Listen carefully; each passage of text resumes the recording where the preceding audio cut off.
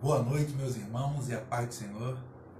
É com muita alegria que estamos aqui mais uma vez nessa noite para compartilharmos a palavra do Senhor, para compartilharmos algum momento juntos, onde passaremos aí em adoração, em ações de graças e rendendo nossa voz, nossa mente, nossos corações ao Senhor. Estou muito feliz porque hoje temos aqui companhia e vai ser muito melhor do que o de costume, porque ter companhia é algo sublime. E estamos aqui reunidos, eu, Fabielle, Andressa, Wilson e Marielle, minha filha. Ela não quer muito aparecer, porque ela tem vergonha, mas a Marielle também está conosco. E estamos aqui juntos para cultuar o nome do Senhor. E hoje teremos louvores com a participação deles.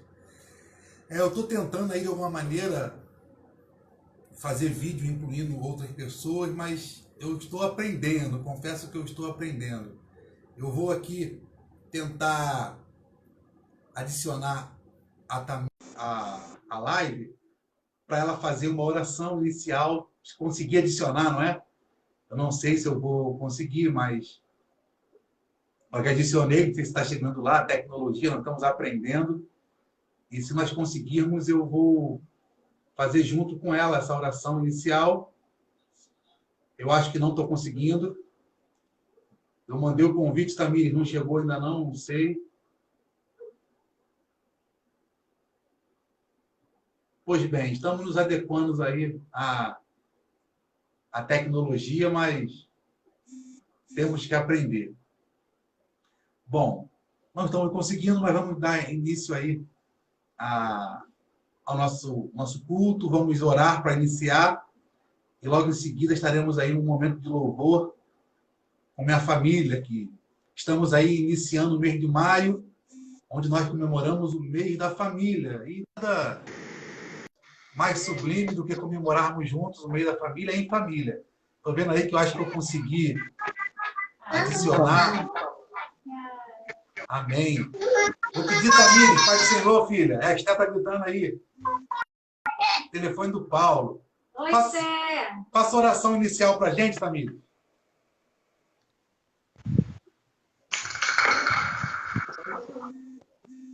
A paz, irmãos. Amém. A paz, tudo bem? Oremos, amém? Senhor, nós te agradecemos a Deus por essa rica oportunidade, ó Pai, que o Senhor nos concede de estar nessa noite, Senhor amado, reunidos, ó Deus, na tua presença, para neste momento partilhar uma porção da tua palavra, partilhar um momento de louvor e adoração ao teu santo nome. Te agradecemos, Senhor amado, pelo grande livramento que o Senhor concedeu a cada um de nós na noite de ontem. Senhor, obrigada, Pai amado, pelos teus grandes feitos, pela tua bondade, pela tua misericórdia. Eu entrego agora nas tuas mãos cada pessoa que está nos ouvindo, cada pessoa que vai nos ouvir. Espírito Santo de Deus, entra na tua casa, entra na tua mente, no teu coração. Pai, quebra as cadeiras, derruba as muralhas, joga, Pai amado, toda dificuldade, todo impedimento, todo mal por terra.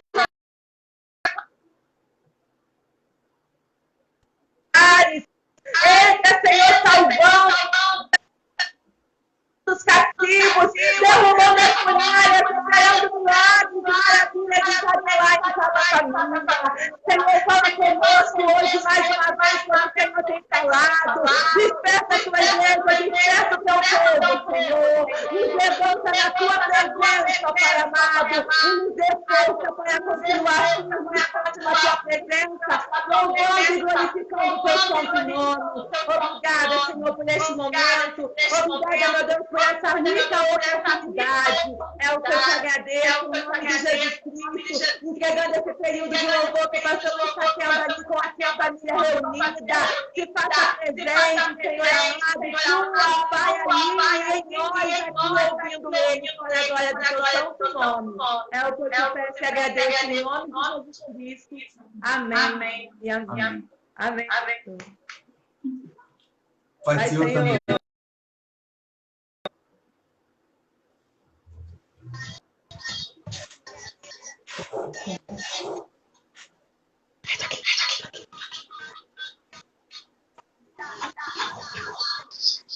Amém. Vamos nessa hora louvar ao Senhor juntos. Te convido a louvar conosco.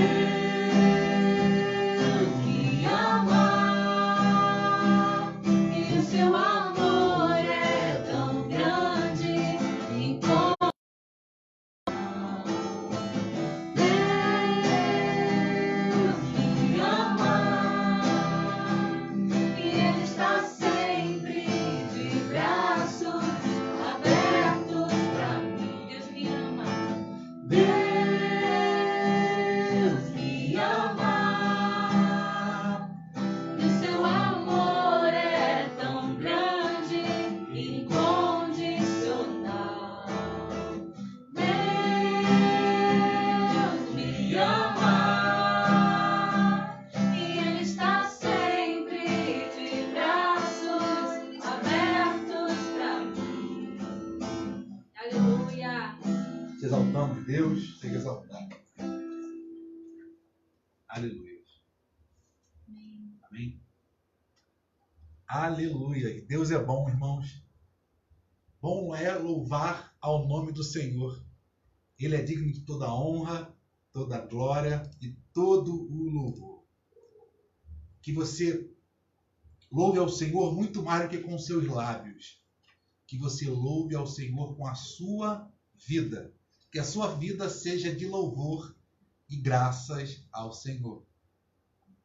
Iniciando aí, dia 3 de maio, o mês da família, não é? Onde é costume em nossas igrejas dedicarmos o mês de maio a trabalhos com famílias, mas devido aí a essa pandemia, não será possível. Mas eu quero trazer uma mensagem pensando na sua família. E eu intitulei essa mensagem de ter a minha casa edificada sobre a rocha é a melhor prevenção sobre as tempestades da vida. É muito pertinente falar sobre tempestade, visto que ontem tivemos uma tempestade aqui em Leeds, e eu creio também que em outros municípios vizinhos. Uma tempestade tão forte e o Senhor nos guardou. A nossa igreja alagou tudo, desde da casa pastoral o andar das crianças, o gabinete e o templo, ficou tudo alagado, mas nós ficamos de pé porque a casa está bem edificada. E ter a sua casa bem edificada é o fator determinante para que ela não seja destruída quando vierem as tempestades. Estar bem edificado, ter uma casa bem edificada, te faz superar as tempestades dessa vida. Todos os que me ouvem, todos nós, moram em algum tipo de edificação. E eu não sei se todos têm a real noção do que é construir uma edificação, do que é construir uma casa da maneira correta. Dito isso, eu não sei se a casa que você mora foi você que construiu ou outra pessoa. Mas o que eu sei é que mesmo você tendo noção de construção ou não, você consegue visualizar o problema de sua casa. Por exemplo, no dia que chove, se começa a pingar água dentro da sua casa, tem um problema na construção. Se você abre a torneira e a água vaza por todos os canos, tem um problema na construção.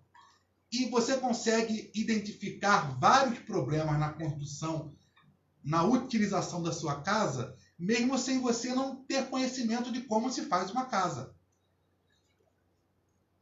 Mas mesmo você tendo noção ou não, saiba que só existem duas maneiras de se construir uma casa. Nossa, pastor, não, existem várias. Não. Existem duas maneiras de se construir uma casa. A maneira certa e a maneira errada. A maneira certa inclui planejamento, fazer uma planta, providenciar recursos, estar preparado, saber o tempo que vai durar a obra e a utilização correta dos materiais. E a da maneira incorreta é você nunca mexeu com obra, nunca fez nada e começa a colocar um tijolo em cima do outro. E é certo que se você construir a sua casa da maneira correta, ela vai resistir às tempestades da vida. E se você construir da maneira errada, você e ela não vão resistir às tempestades da vida. A mesma analogia de construção de uma casa pode se aplicar à formação da sua família. Existe uma história contada por Jesus que fala sobre a prudência das escolhas certas. Eu convido você aí a abrir a sua Bíblia no Evangelho de Mateus, no capítulo 7, do verso 21 ao 29. Vamos aí ver Jesus dar algum exemplo, dar o exemplo da prudência das escolhas certas. Capítulo 7 do Evangelho de Mateus. Vamos ler aí do verso 21 ao verso 29. Aleluias. Ter a minha casa edificada sobre a rocha é a melhor prevenção contra as tempestades da vida.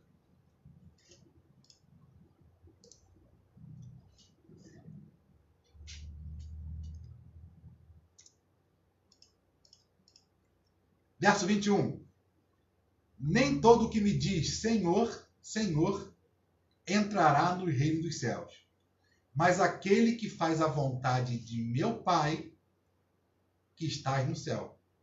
Muitos me dirão naquele dia, Senhor, Senhor, não profetizamos nós em teu nome? E em teu nome não expulsamos demônio? E em teu nome não fizemos muitas maravilhas? E então lhes direi abertamente, nunca vos conheci. Apartai-vos de mim, vós que pratica a iniquidade. Até aqui, Jesus está falando que naquele grande dia, pessoas estarão lá, querendo entrar no reino de Deus e serão proibidas de entrar. E as pessoas argumentarão com Cristo, Senhor, nós profetizamos, expulsamos demônios, fizemos a tua vontade e nada. Ele fala, aparte de mim, que eu não vos conheço. Ou seja, nunca foi um cristão de verdade. E do verso 24 em diante, posso dividir essas duas porções, ele começa a alertar os nossos ouvintes, a nos alertar. Ele diz assim, todo aquele, pois, que escuta estas minhas palavras e as praticas, assemelhá-lo-ei a um homem prudente que edificou a sua casa sobre a rocha.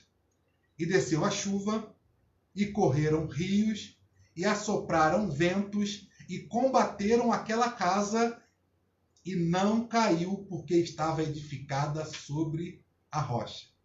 E aqueles que ouvem estas minhas palavras, e não as cumprem, compará-lo-ei ao homem insensato que edificou a sua casa sobre a areia. Olha, Jesus começa o verso 21 dizendo que as pessoas chegarão lá no futuro para quererem entrar no reino de Deus e falar, vocês fizeram um monte de coisa, mas vocês não deram ouvidos à minha palavra, pois vocês foram semelhantes a homens que construíram mal a sua casa, que construíram sua casa sobre a areia.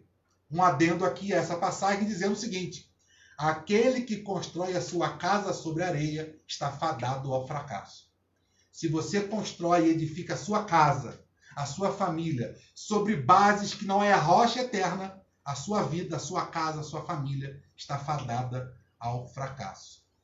Ele continua dizendo, e desce a chuva, e correram os rios, e assopraram ventos, e combateram aquela casa, e caiu. E grande foi a sua queda. O homem imprudente que edificou a sua casa sobre a areia, quando veio a tempestade, a chuva, e combateram, e infligiram, e atacaram aquela casa, ela caiu, porque estava edificada sobre a areia. Essa é a maior explicação porque muitos casamentos dão errado. Porque muitas famílias são diluídas. Porque muitos se perdem em meio à caminhada. Porque edificam e constroem a sua casa sobre a areia. Mas eu quero te falar, meu querido irmão, minha querida irmã, não importa como está a sua vida, edifique a sua casa sobre Cristo, sobre a rocha eternal. E venha o que vier, aconteça o que acontecer, a sua casa se manterá de pé. Verso 28 diz, e aconteceu que, concluindo Jesus esse discurso, a multidão se admirou da sua doutrina, porquanto os ensinava como tendo autoridade e não como os escribas. Olhe comigo. Senhor, te louvamos, te damos graça porque tu és bom, Pai. Obrigado, Pai, porque o Senhor é tão maravilhoso que o Senhor nos ensina e nos dá a direção certa de como não termos nossa casa destruída e abalada face às tempestades da vida, Senhor. Ó Pai, que a tua palavra encontre guarida e encontre morada em corações que vão receber essa palavra e que eles possam, Pai, tomar uma atitude de edificar as suas vidas sobre tua palavra, Pai. E pode vir o inimigo que vier, pode vir a desgraça que for, pode vir o mal, qualquer mal, que não serão abalados. Fala conosco nessa noite, Pai. Precisamos de Ti, pois sem Tua orientação fracassaremos e morreremos. Assim eu te peço, rogo a Ti, em nome de Jesus. Amém. Essa passagem, queridos, se deu no Sermão do Monte, lá no finalzinho do Sermão do Monte. Mas eu quero voltar um pouco atrás, no próprio capítulo 7. Se você for ler todo o capítulo 7 do Evangelho de Mateus, no verso 13 e 14, Jesus fala que existem apenas dois caminhos. Um que leva à porta estreita, e todo mundo quer passar pela porta estreita, porque é o caminho que nos faz entrar no céu. A porta estreita é aquela porta que você entra, passa para entrar na glória. E existe esse caminho, pois andar no caminho estreito é a opção de cada um de nós. E também sabemos que existe a porta larga. E Jesus, no verso 13 e 14, fala que existem dois caminhos, um que leva à salvação e outro à perdição. Entende-se, lendo esses versículos, que o caminho que leva à salvação é consequência de nossas escolhas, pois andar no caminho estreito é a opção de cada um de nós. Que caminho você tem andado? O caminho da facilidade, o caminho dos prazeres inconsequentes, ou o caminho estreito que leva à salvação? Do verso 15 a 20 do capítulo 7 de Mateus, Jesus fala sobre os falsos profetas e seus ensinos. Olha que legal, ele fala isso logo após falar dos dois caminhos. Então, o caminho que leva à porta estreita, o caminho correto, é o que vem dos ensinamentos de Cristo. E ele fala do verso 15 ao 20 que viriam falsos profetas. E esses falsos profetas são aqueles que conduzem o povo à estrada larga, ao caminho fácil que conduz à maldição. Cuidado com os falsos profetas, pois, derivado de seus ensinos, muitas pessoas têm caminhado para o inferno. E essas pessoas que têm seguido o ensinamento de falsos profetas, lá no futuro dirão: Senhor, não fizemos tudo isso? Jesus está te orientando hoje. Cuidado com aquilo que você ouve. Cuidado com aquilo que você pratica. Cristo diz: ande pelo caminho estreito. E do versos 21 ao 23, Jesus fala daqueles que entrarão no reino dos céus. Claramente ele diz que nem todos conseguirão entrar. E só entrarão aqueles que fizerem a vontade do Pai. A vontade do Pai é a que te faz entrar na porta estreita. Mas, pastor, então me diga, preciso saber, qual seria a vontade de Deus? O Pai. Posso extrair essa resposta no capítulo 7 e convergi-la para uma frase. Sendo assim, a vontade de Deus para o homem é o homem escolher o caminho correto e preparar o seu terreno, deixando de dar ouvidos a falsos profetas, para que se produza bons frutos. Pois o bom fruto está ligado diretamente à boa palavra de Deus. Depois de Cristo ter falado sobre os dois caminhos, os falsos profetas e os frutos maus e frutos bons, todos ligados à nossa escolha pessoal, ele diz que todos os que ouvem suas palavras e as colocam em prática, esse é comparado a um homem sábio que constrói a sua casa sobre a rocha. Sabe o que é sabedoria?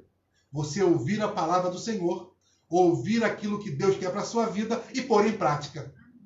Quando você faz isso, você é comparado a alguém que constrói de maneira correta a sua casa. Que você, em nome de Jesus, construa a sua casa de maneira correta. E se porventura a sua casa foi edificada sobre areia, deixe o Senhor jogar a sua casa abaixo, vá à casa do olheiro e que ele reconstrua e faça tudo novo de novo para a glória dele.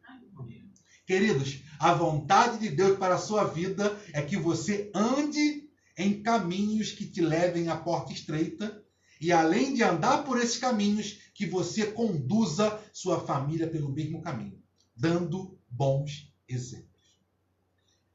Olhando para essa passagem, nós precisamos entender algumas coisas. A primeira dela é que Jesus era judeu e ele falava para os judeus. Sendo assim, é preciso saber algumas coisas sobre como os judeus viviam no tempo de Jesus. No tempo de Jesus, os judeus moravam em 3 tipos de casas diferentes. Quais eram elas? O primeiro tipo de casa que os judeus moravam eram casas feitas de bloco de calcários ou de tijolos cozidos. E isso era uma casa para quem era abastado, para quem tinha condições. Quem tinha condição morava numa casa boa, de bloco de calcário ou de tijolo. O segundo tipo de casa eram as cavernas. Lá na época de Jesus, onde Jesus morava, existiam muitas cavernas que eram chamadas fendas de Nazaré. Aqueles que não tinham condições iam para essas cavernas e construíam a sua vida ali. E o terceiro tipo de morada era tenda. Era aquele que queria ficar mais próximo da cidade, não tinha condições de ter uma casa de calcário ou de bloco de tijolo, mas tinha que morar ali porque sua vida estava ali, emprego, segurança, tudo estava ali. E ele morava em tenda. Então, é preciso perceber que Jesus conhecia o povo para que ele estava falando. Ele estava falando para um povo que morava, em sua maioria, em barracas. Afinal, ele era judeu e falava para judeus. Ele usava metáforas para que o seu ouvinte entendesse. E ele estava falando sobre a edificação de uma boa casa para um povo que morava em barracas, no lugar onde ventava muito, onde tempestades de areia eram frequentes e onde frequentemente aquelas barracas eram destruídas. E todo o povo que morava em barraca desejava em ter uma casa boa. O maior anseio daquele povo que morava em barraca, que era a sua grande maioria, o maior anseio, o maior desejo era ter uma casa que não fosse destruída pelas tempestades que viessem sobre ela. Muito sol, muito frio, chuva de vento, chuva de areia, tempestade de areia, e eles tinham esse desejo. E Jesus fala disso. Então Jesus estava falando para o povo acerca de uma boa casa para se morar. E quando você vê lá no Evangelho de Lucas, essa mesma passagem, você percebe que Lucas dá uma explicação até mais profunda. Ele enfatiza isso dizendo que aquele homem sábio, cava bem fundo as sapatas de sua casa, os seus alicerces, e sobre a rocha, e ele fazendo isso pode vir o que for, que nada destrói aquela boa casa edificada. Os judeus tinham suas tendas constantemente destruídas pelas tempestades. O quão sábio é Jesus explicando isso para um povo que desejava morar em uma casa que não fosse destruída. E olhando para nós hoje, o maior anseio de um chefe de família, de membros da família, tanto homem, mulher, crianças, o maior desejo é que a sua família não seja destruída. Eu não conheço ninguém, eu nunca ouvi ninguém falar em sã consciência que quer ver sua família destruída. Mas, vez por outra, encontramos aí famílias que são destruídas pela ação de Satanás, que inflige tempestades sem medidas sobre famílias e famílias vêm sucumbir. E eu quero te perguntar, o quão sábio nós estamos sendo na edificação da nossa habitação. O quão sábio nós estamos sendo na consolidação de nossas famílias. Quando o casal se une em matrimônio, quais são as bases da união desse casal? Em um primeiro momento, tem que o amor pelo seu cônjuge é a principal razão deles se unirem em matrimônio.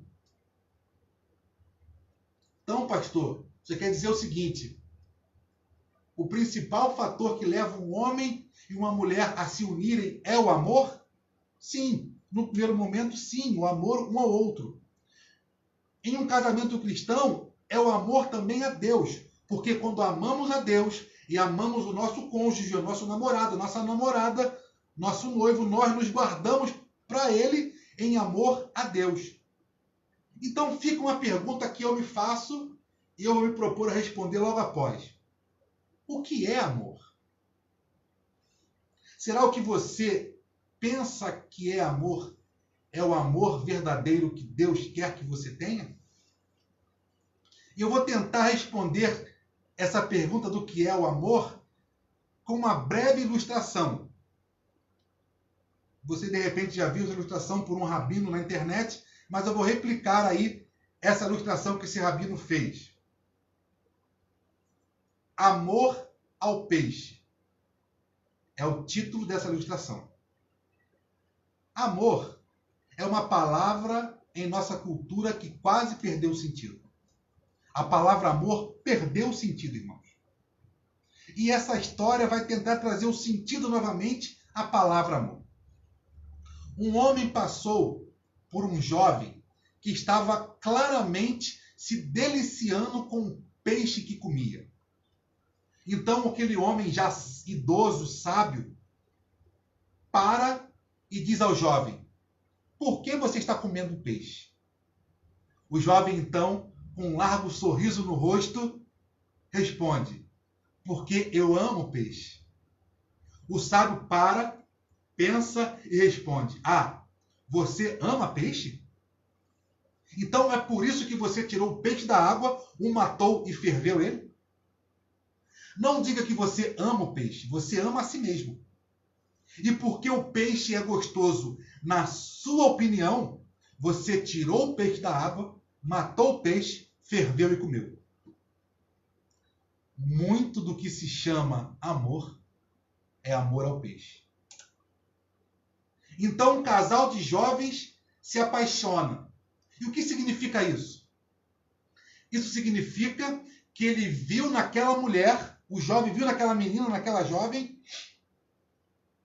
alguém que ele creu que podia suprir todas as suas necessidades físicas e emocionais. E ela, a jovem, sentiu o mesmo por aquele homem, que ele poderia suprir todas as suas necessidades. Isso foi amor. Mas ambos estão olhando para suas próprias necessidades. Isso não é amor um pelo outro. A outra pessoa se torna um veículo para a minha satisfação. Muito do que nós chamamos amor hoje, no século XXI, não é amor. É amor ao peixe. É um amor externo. Não é sobre o que você recebeu, mas sobre o que eu vou dar. Isso é amor. Repetindo, o amor não é sobre o que eu vou receber, mas sobre o que eu vou dar. Então, o amor verdadeiro é isso, sim. Eu quero te fazer duas perguntas. Ou uma pergunta tanto para o homem quanto para a mulher. Como é o amor por seu esposo? E como é o amor que você tem por sua esposa? Como é o amor que você tem por seus filhos? Principalmente. Como é o amor que você tem por Deus? Será que o amor que você tem por Deus é só porque Deus é aquele que pode te socorrer na hora da aflição? Por isso você o ama? Ou o amor que você tem a Deus é muito mais do que você pode dar do que Ele tem para te oferecer? Muito do que dizem ser amor a Deus é amor ao peixe. Muitos que dizem que amam o Senhor, não amam o Senhor verdadeiramente. Amam o que o Senhor pode dar ou o que o nome de Deus, em suas diversas instituições, podem proporcionar. Homens e mulheres inescrupulosos que dizem amar a Deus, usam o nome de Deus para satisfazer seus anseios pessoais. Sejam poder, sejam dinheiro, sejam satisfação pessoal. Eu quero te fazer pensar. Tudo que você diz que ama é amor verdadeiro ou amor ao peixe? A última pergunta. Como é seu amor pelo próximo? Se o próximo pode te ajudar de alguma maneira, você diz que o ama, porque ele é uma bênção. Mas se é você que tem que ajudar, o sentimento não é de amor. O que nós, como sacerdotes do nosso lar, servo de Cristo, temos dado em prol do nosso cônjuge, nossos filhos e em prol da obra de Deus. E é isso que Jesus quer dizer sobre aguentar as tempestades da vida. Nós não devemos esperar o milagre do céu. Esse milagre já veio, morreu na cruz há mais de 2000 anos. E ele é a nossa rocha para fundamentarmos nossa vida. Sendo assim, o que você faz para resistir às tempestades da vida? Estar firmado em Cristo. Assim como na construção da sua casa, só existem duas maneiras corretas, duas maneiras de se construir sua família. A primeira é a certa, estando em Cristo. E a segunda, a errada, não estando em Cristo. E pode ter certeza, quando estamos em Cristo, nossa família está firmada na rocha. E estando em Cristo, nosso amor é tão grande que nos faz buscar a felicidade do próximo. Isso é amor à sua família. E não amor ao peixe. Qual é o teu sentimento em estar junto com a sua família? Receber alegria e ânimo para aguentar as tempestades da vida ou ser a alegria e ânimo para que a sua família aguente as tempestades da vida? O meu desejo é que nós possamos ser verdadeiramente família, a tal maneira de amar como Cristo amou e assim esvaziarmos de nós mesmos, abrirmos mão da nossa vontade e entregar por completo nossa vida a Deus. Porque quando entregamos por completo nossa vida a Deus, todos os relacionamentos, depois disso, vão ser relacionamentos verdadeiros. Para concluirmos, falando de uma maneira simples e objetiva, Cristo quer mudar nossas vidas. Mas ele não quer uma mudança pronunciada pelos profetas da prosperidade, profetas da desgraça ou os anúncios que são pronunciados pelos que vão ao largo, passando distante do caminho. Ele quer quebrar a tradição e a religiosidade que permeia nossas famílias e está dentro de nós. Após compreender a proposta de Cristo, como vamos aplicá-la em nossa família? É mês da família, irmãos. É mês de você pensar como está a sua casa. A casa firmada sobre a rocha não se abala diante das tempestades da vida.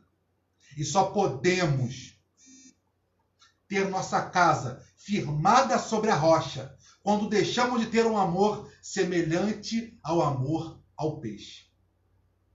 Precisamos amar a ponto de abrirmos mão de que nós somos, de que queremos, para abençoar e estar com aquele que nós amamos. com aquele que nós queremos bem. Que seu amor a Deus, que seu amor à sua família, que seu amor ao próximo não seja amor ao peixe, e sim o amor de Cristo, que se esvaziou de tudo que ele era por minha causa e por sua causa. Que você possa esvaziar, que você possa se rebaixar, que você possa ir à casa do olheiro e deixar o Senhor fazer uma obra na sua vida. Eu não sei como está o seu sentimento. Eu não sei como está a sua vida. Mas se a sua vida está em esperar receber muito mais do que você tem que dar, que você reflita sobre o que nós falamos aqui. Pois se você se relaciona com a sua família, se relaciona com Deus, que se relaciona com os amigos, esperando receber alguma coisa, você está errado. Você deve se relacionar com a sua família, você deve se relacionar com Deus, e você deve se relacionar com o próximo, não esperando receber nada em troca, mas sendo bênção para todos eles. Sendo bênção a Deus, sendo bênção na sua casa e sendo bênção aonde quer que você vá. Que nós possamos ser família, família saudável e sadia. E sendo assim, que nós possamos impactar o mundo com o evangelho da paz. E que possamos fazer isso com ousadia e compaixão. Vamos orar agora, uma breve oração. E o Senhor vai abençoar a sua vida onde você está. E se você entendeu que o amor que você tem por Deus e por sua família e ao próximo é amor ao peixe, você vai pedir ao Senhor que mude isso em sua vida. E logo após, estaremos fazendo mais um período de louvor. Estaremos encerrando depois para a glória de Deus. Senhor, te louvamos, ó Pai, porque Tu és bom. Muito obrigado por sua palavra, Pai. Muito obrigado por ela ser viva e eficaz. Eu te peço, Senhor, Tu que sondas corações, Tu que lê tudo aquilo que o homem pensa, Pai, esquadrinha a vida de cada um de nós. Esquadrinha a vida de todos aqueles que ouvem e que ouvirão essa palavra, Pai. E se há algum caminho mal, retira. Pai, se nós estamos amando, esperando receber alguma coisa, muda isso em nós. Que nós possamos amar e dar o que tem de melhor em nós ao Senhor. Que nós possamos dar o que tem de melhor em nós à nossa família. E que nós possamos dar o que há de melhor em nós ao próximo, através da Tua obra, Pai. Muda-nos, Senhor. Transforma. Que haja mudança de vida, Pai. Que haja conversão de caminho. Opera um milagre em nossas vidas. Assim eu peço e clamo a Ti, em nome de Jesus. Amém. E amém. Vamos aí, mais um período de louvor. E logo após estaremos encerrando.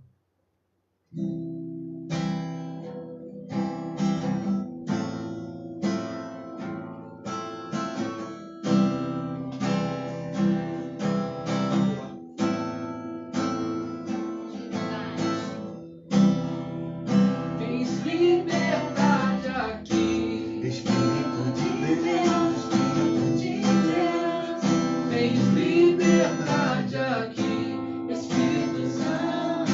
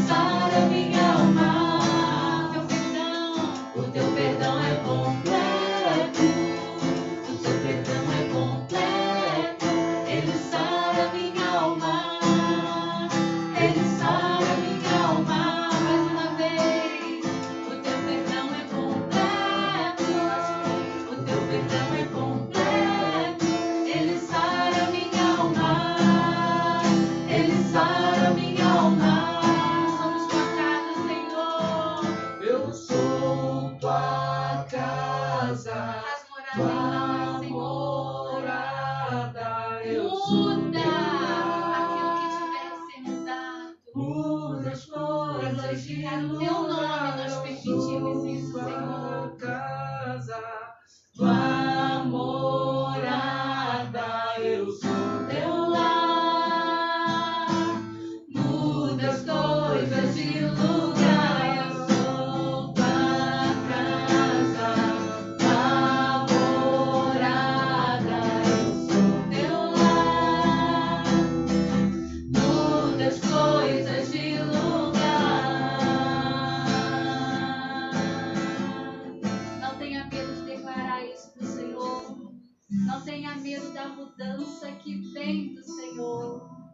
Receba e aceite, porque o que Deus tem para nós é muito melhor do que pedimos ou pensamos. Vim para adorar-te, vim para prostrar-me, vim para dizer que és meu Deus, totalmente amável, totalmente digno, és maravilhoso para mim.